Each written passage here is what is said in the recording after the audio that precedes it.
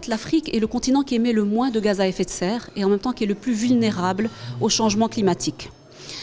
C'est en même temps le continent qui capte une infime partie de la finance verte internationale, moins de 5%. Et comme vous le savez, même à un niveau mondial, les fameux 100 milliards de dollars ont été plus acheminés vers l'atténuation en Asie plutôt que l'adaptation en Afrique, alors que l'Afrique a vraiment besoin d'adaptation. Aussi, l'Afrique est ce continent qui peut faire ce fameux saut qualitatif, ce leapfrog, en investissant directement dans les infrastructures vertes.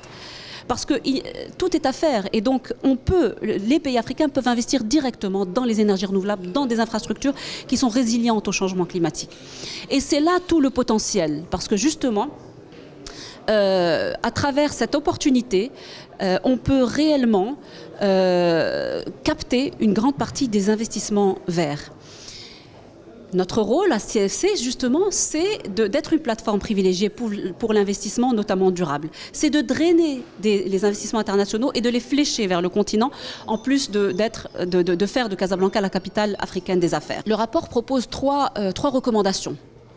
La première, c'est que pour pouvoir attirer plus d'investisseurs dans le développement durable, et parce que le rapport porte sur le défi du financement des objectifs de développement durable, des ODD, donc pour pouvoir attirer plus, premièrement, il faut absolument équiper les pays africains de données plus fiables, plus pertinentes et de meilleure qualité. La deuxième recommandation, c'est le renforcement de capacités, notamment institutionnelles.